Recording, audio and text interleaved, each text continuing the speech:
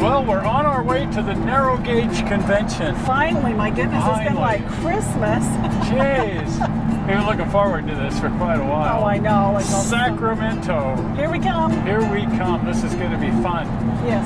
We're going to make a quick stop at Donner Summit Yes. to walk the Central Pacific Grade. That's scary. That tunnel is scary. We didn't dare walk in it last time. Well, we were up here 4 years ago. Yeah. And we did a little exploring and we got spooked out. We've been doing research, and as it turns out, you can hike for miles up there, and people do. So we're heading back, and in spite of the fact that my hip is completely trashed and is going to be an issue, we are going to hike a whole bunch of Central Pacific Grade as much as we humanly can. Ooh, glad I brought my walking shoes. Gee, me too, and my walking shtick. Yes. Yes. Now, Donner Summit is well known. The reason it's called Donner Summit is, of course, because the Donner Party was up there, and well, they didn't get over the summit. No. In 1846, and they got stuck up there and resorted to cannibalism to stay alive. That just bothers me. And that just is this really weird part of American Western expansion history. Yes. That just people go, what? But that's how it got the name Donner Summit. Before that, it was called Truckee Summit. Yes. And Truckee Canyon and the Truckee River, named after the Paiute chief Truckee, who told the first wagon train over the hill how to get there. He told them, to find the river and follow the river to the lake, and from the lake to go up over the cliffs. And they did. Not like me thinking it was just the route the semis took when I was a kid. It was called Truckee because of 18 Because of the trucks. Well, that's what I thought too. I think a lot of people think that. No, Chief Truckee of the Paiute told them how to get up there. Right. And that first wagon train over the hill, they had to dismantle their wagons once they got to Donner Lake. Oh my gosh. And then haul them piece by piece up over the cliffs. They had to take all the furniture out, and their sofas and whatever else were all hauled up over the cliffs by ropes, and then reassembled on the other side, and then they could continue on to California. So this is why the Donner Party never got out of there. I can see why. That and the 30 feet of snow. Because a typical year up there will be something like 30, 40 feet of snow. At least. Accumulation. Right. Which makes keeping the road open kind of a challenge. It does. And keeping the railroad open. So part of what we're going to be hiking through here is not just the tunnels. When they built the railroad, it was considered a near impossible feat. A lot of people said it was an impossible feat and delayed the building of the Transcontinental Railroad for years and years because Judah, the guy Judah, had surveyed a path through there, and they said it's unbuildable. You can't build a railroad through there. That's what I would have thought. It's going to be, and then if you do get it, how are you going to keep it open when it snows? Because there's 40 feet of snow. And he said, well, we're going to cover the track over with wooden sheds, and a lot of it will be in tunnels. Yeah, right. Yeah, sure. Because all these tunnels and the dugways and everything all had to be hand dug. Right.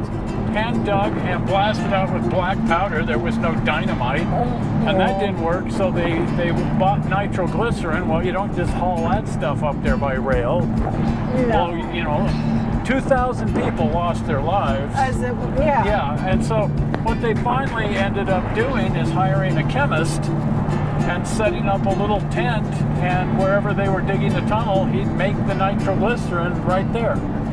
And they'd use it and blow it up, and hopefully not blow up the tent and the chemist and everything. Wow.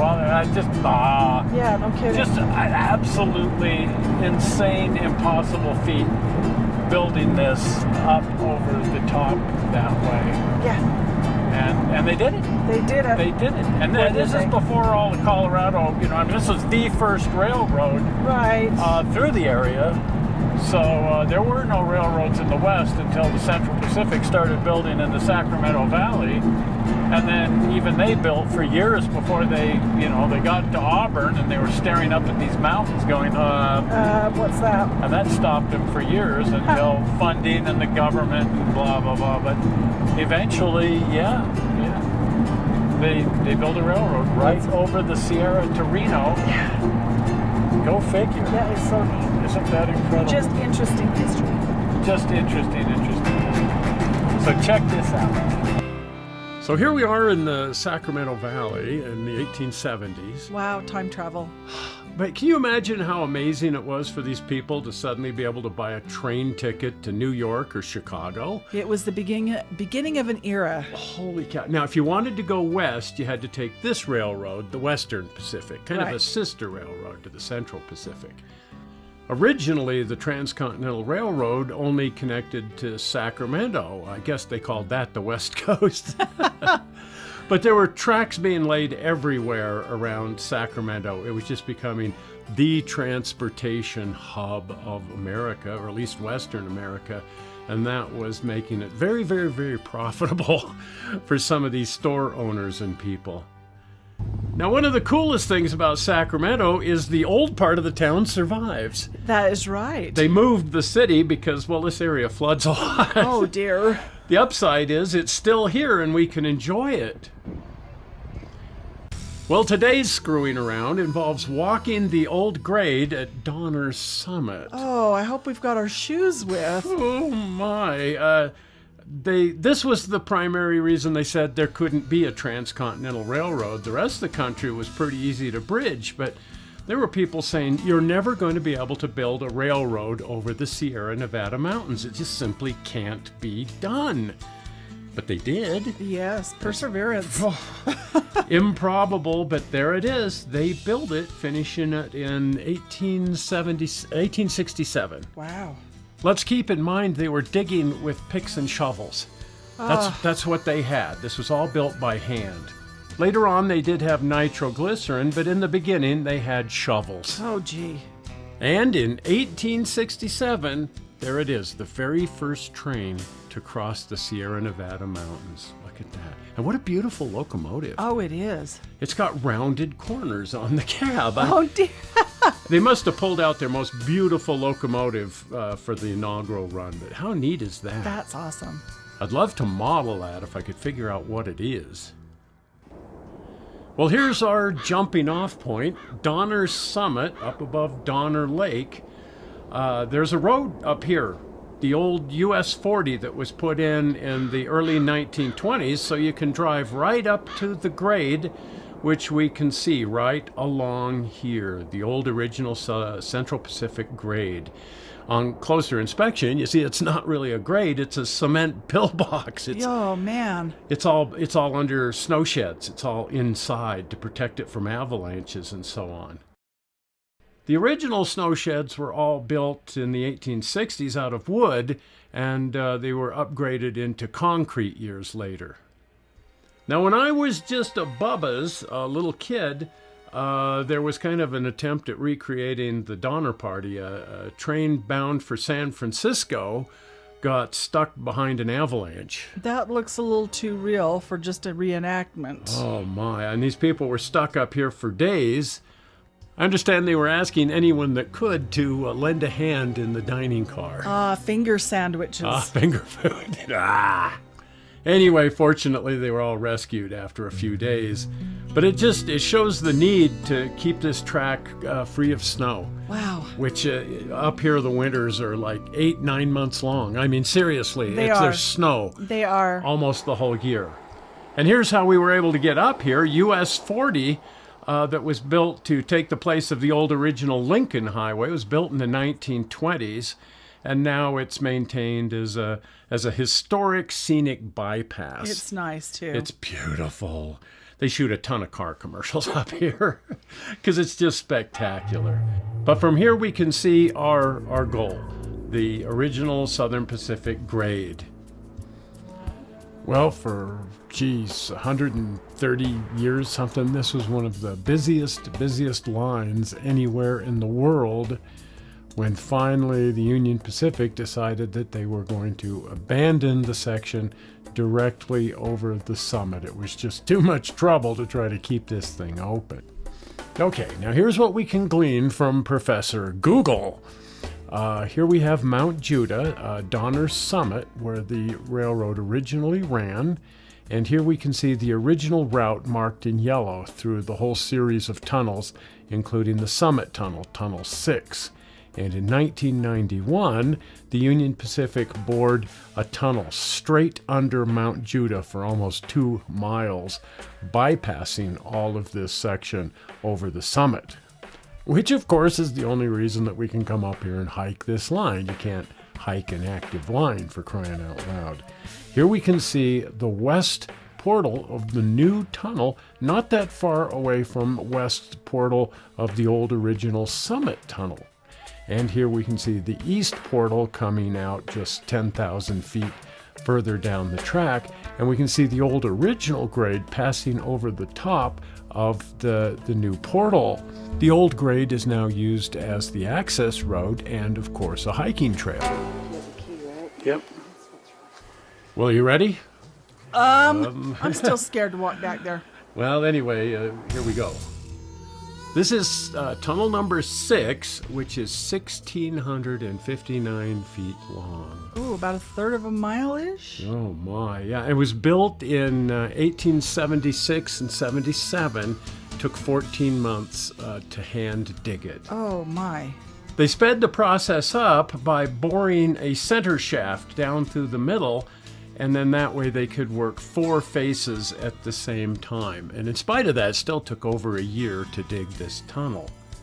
Now, I thought we were going to see some light from this center shaft when we were walking through, but at some point in time, they sealed off the top. Probably with good reason. With good reason, so no one would fall in here, but that way you don't get the light from the center shaft down in the tunnel. You can't even find where the center shaft is. It's just too dark. Well, let the adventure begin. Okay. I feel like we're in a Tolkien novel. We're about to venture into the land of the dwarves. Oh, gee. And cross under the mountain as intrepid explorers or something. I was thinking of Alfred Hitchcock. It's deceptive because the tunnel doesn't look that long, but you keep going and going and going, and you just get deeper and deeper into the mountain, and you realize that there's an illusion created by the sheer size of this that makes it look shorter than it is. Now, here at the Sacramento Railroad Museum, they have the original locomotive, Central Pacific No. 1, on display, and they've chosen to depict it as though it's in the tunnel and the snowsheds. I thought that was neat. That's one of the neatest museum displays ever. It's just amazing. It's just so dark in here that all you can see is that pinpoint of light. Well, we made it. We did. The light at the end of the tunnel is still turned on. It's still turned on. Now, you see we come out inside of a great big concrete snow shed that was added. Here we can see the Chinese digging the tunnel, and here we can see on the right the snow shed that was built to keep the snow out of the tunnel and so on. And from above we can see our next tunnel in line, tunnel number 7. And you'll notice that at some point the roof caved in and they had to cast a concrete roof on it, otherwise the snow wall would have ended up down in there too. So they put the top back on the tunnel. Now that we're back in the light, I need to take a break. My hip is killing me. Yeah, my feet are flat. But it gives us a chance to look over this snow shed and what's been built here. It's just amazing. Look at the black from the previous locomotives that would have gone through here. God, can you imagine the soot and smoke inside here when steam engines were coming through? Unbelievable. And again, it doesn't look that long, but it's an optical illusion. Yeah. Now, you found this old electrical box here. I think this is all left over from when they had signaling and electrics in the tunnel. It's all been torn out now, but it was probably part of their signaling system. Check out the view and the clouds. Yeah, it's threatening a storm. Yeah. It's late in the year. I hope it doesn't actually snow up here.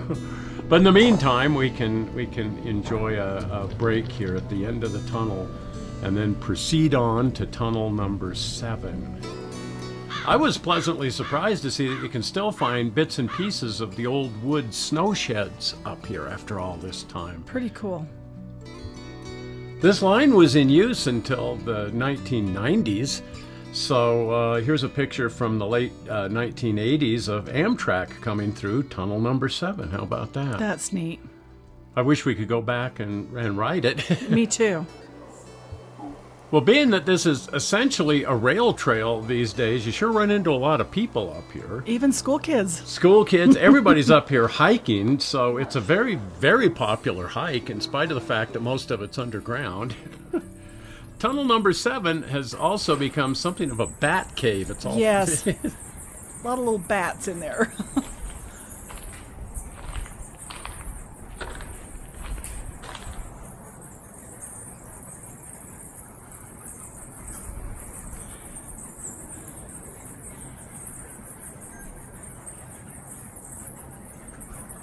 Little bats are not happy with us being here.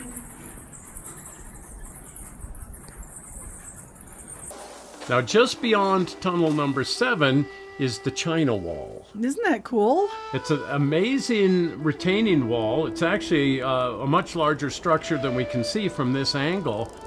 So the Chinese workers built this gigantic retaining wall. It's interesting because it's all held together with mortar. Oh. And that doesn't seem like a big deal, but there was no Walmart or Ace Hardware Not back or in those Home days, Depot. no. If you wanted mortar, you had to go to Great Britain and have it shipped around South America. And that's how all this mortar got up here. Now in this old photograph, you can see how truly huge the structure is. And it makes sense that they would have built a wood trestle here, but given the avalanches and everything, there was just no way. They had to build a solid stone structure to protect it from the elements. And not to sound like a stock record, entirely by hand. All these stones had to be lifted in place by hand. Now once the wall was finished and the track in place, then the crew could come in to start building the wooden snow sheds, because these open areas were all now going to be enclosed under roofs to keep snow off of the tracks, as there was just no way to clear the snow out of here. It looks like they're still building that wall. Yeah, it probably took a lot longer to finish the wall. They were still working on it when the tracks came through. You just cannot underestimate the Herculean task. It boggles the mind. Now, you would think that building the snow sheds would be the monumental task, but actually, once the grading and the rock work and the tracks and everything are in place, there was a lot of wood around. It wasn't that difficult for them to build the snow sheds. Here's the snow shed that ran between Tunnel 7 and the China Wall and ultimately Tunnel 8. And you can just kind of make it off to the right, but here's the snow shed that connected Tunnel 6 to Tunnel 7. That's incredible. So it was all indoors back then. Nothing was out in the elements. But that rock behind almost reminds me. It's sure nice that it's out in the elements now because we can enjoy the view. No kidding. Now down here you can see the wooden snow sheds have all been replaced by concrete snow sheds. And these are the more modern snow sheds that were in use right up to when the track was abandoned in the 1990s. And from this point down, we are entirely inside. For the next mile or 2 miles, whatever it is, you're entirely inside the structure or inside the mountain if you continue your hike down. If you were to walk the entire grade, it would be about 5 miles down and 5 miles back. We did not walk the entire grade, but here you can see the ponderously long snow shed that we're entering at that point. It just goes on and on and on, and through Tunnel 8, 9, and 10. There were those that did walk the entire length. Yeah, they did. Now here's some pictures of the old original wooden snow sheds. The whole railroad operated inside this building, if you will. Everything was indoors. And that meant that even passing sidings like this, everything was inside the snow sheds. The entire line over the top was covered. There were no open spaces whatsoever. In this shot, you can see a section house and maybe a telegraph. I'm not sure what, but the buildings are built right into the snow sheds with the entrances facing inside the snow sheds. so that there was no reason to ever go out in the elements. And I'll bet that means it was pretty dark in there, too. I would imagine. They had areas to let in the light, but operations over this railroad were indoors. They were inside, and look here, this is a turntable and a helper engine facility, all of it inside the snow sheds. That's incredible. And every once in a while, the snow would win the argument. Yes. And the whole darn thing would collapse, and they'd have to come in and rebuild it. And in the other parts of the canyon where it was open, look how many locomotives it takes to shove a snowplow through here. That's crazy. And of course, lots and lots of hand shoveling, hand clearing of snow. This isn't like doing your sidewalk. No, not necessarily. And again, no Ace Hardware. You couldn't just go buy a snow blower, so you just dug out shovels and a few hundred guys and you tore into it and got the track open. Wow. Unbelievable. Initially, they were building their own snow plows that could just be shoved through there by a string of locomotives. And those are some funky looking beasts, I'll tell you what. But later on, they had to acquire rotary snow plows. And they're still using rotary snow plows over Donner Summit to this day, even though they're not using that part of the track anymore. And of course, a lot of the track is still inside more modern concrete snow sheds up through there. A lot of these snow sheds were rebuilt and modernized in the 1950s after World War II. Oh, look at that. Yeah, if you want to hike this line in the winter, you'll find out that the snow sheds aren't completely perfect, are they? No, and it seems to be that there's a certain amount of water seeping in anyway from the natural springs and runoff on the mountain. It's wet in there, and Yeah. it freezes in the winter, but it is hikeable. Now, as we mentioned, when you're running steam engines through here, you've got a problem. I was just going to say, how did they keep from not being gassed? Well, this is where NASA got the idea for the spacesuit, was from the Southern Pacific, but that's what the crews had to do to stay alive inside these sheds when they're at the back of a giant smoking locomotive. So their better solution was this. They created the Cab Forward Locomotive, turned the locomotive part of the engine around so the cab was at the front, and ran backwards up the hill. Of course, that only works with an oil-fired. You can't very well carry shovels full of coal all the way around no. So oil, but there it is, the Cab Forward, and that's what made operating in the snow sheds and tunnels possible. And there's one surviving Cab Forward locomotive, and it's on display there in Sacramento in the California State Railroad Museum. Oh, is that thing impressive? That is neat. I like it. It's huge, too. Yes, like the big boy. Now, it's very important to keep in mind that 12,000 Chinese were brought in to work on this line. And, it's 12,000 people. You cannot say what their dreams were, what their agendas were, why they had come. Some probably just wanted to make some money and go home. Some maybe had family back in China. We don't know. We don't know anything about these people. But I think it's very reasonable to assume that a lot of these guys wanted to carve out their own lives here in America. They too wanted to be part of the American dream and for themselves and their ancestors to find a new life in America. And they sure as heck weren't afraid of hard work. These are some of the hardest working human beings to ever find their way to America. But they were up against some pretty narrow minds and people who just didn't want the Chinese here in America. And they wanted all of these people deported. And in 1870, Congress passed the Chinese Exclusion Act, demanding that all of these people be deported. Now, some of them stayed here illegally, and their ancestors are still here. And what a darn shame that we went through all of this. Well, we lived through it. Just barely, but I'm glad we did it. I am so thrilled. This is the most exciting grade we've ever walked. I imagine just to let in a little light. I feel like such a wimp compared to the workers that worked on this. No kidding.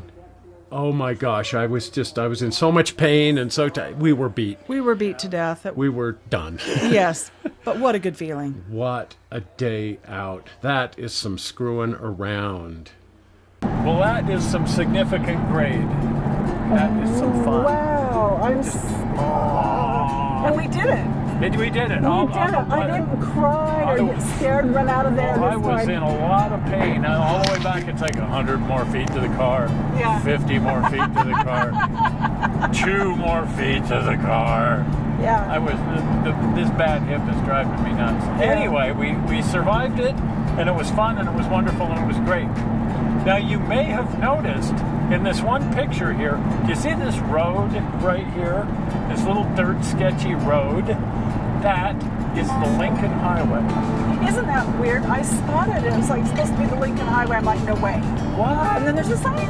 And there's this, and back then, these intrepid motorists, you had to have some courage to head out on the open highway, 1916, and they would drive you could drive all the way from Washington, D.C. to San Francisco, but just as the Donner Party and everybody else getting over Donner Summit was a little bit on the crazy intense side.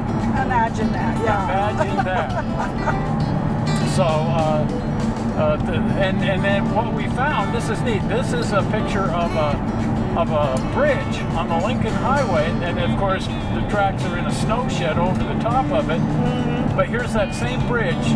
When we were hiking, we come across this, and what the heck is this? And then we see a Lincoln Highway marker, and only then did it occur to me, this is that spot from that picture. Spot, yeah. Where because originally we wouldn't be out in the open, we would have been in snow sheds. Yeah. Is that nuts? Which is cool. Yeah. What? So the Lincoln Highway up over the top. Yeah, that's just neat. Wonderful and crazy. Yeah. Well, if you haven't been over to the channel, do pop over to the channel. And if you're not a subscriber, do subscribe. Because it helps us and it helps you, because you can click your notification bell and you can be notified. Yes. Of all the craziness when we upload it, which is a lot of stuff right now in the narrow gauge. Walking tunnels and nitroglycerin and who knows what. So you want to subscribe. And the easy way to subscribe, are we ready for it? Blue button right there. Well, we're not sure how you found this movie on the internet. We hope you didn't find it boring. And we will see you here in a week, as we will still be at the Narrow Gauge Convention. We'll see you then. Bye. Bye-bye.